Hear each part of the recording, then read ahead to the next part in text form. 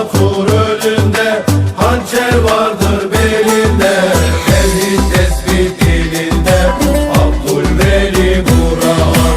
Tevhid tespit dilinde, Abdülveli Burhan.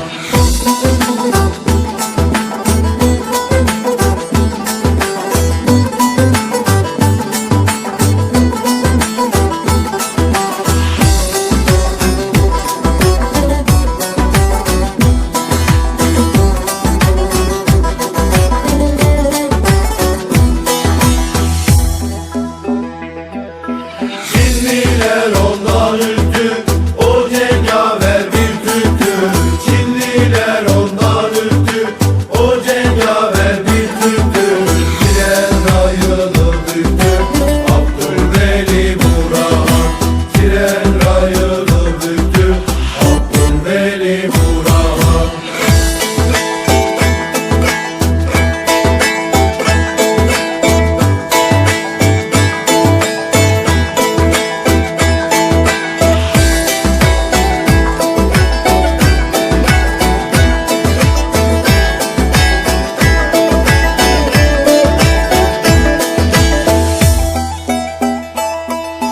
Dağı taşı yaracak, zalimleri vuracak.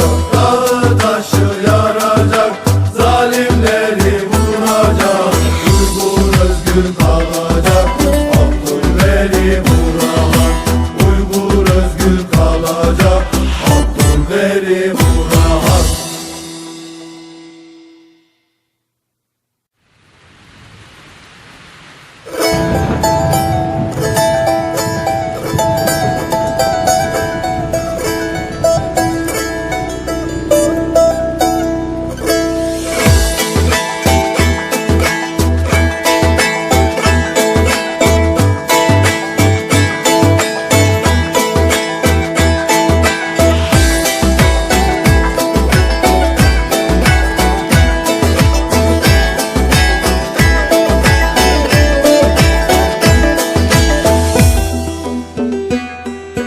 Tekbir dedi bağırdı, Kırkçeli'yi çağırdı.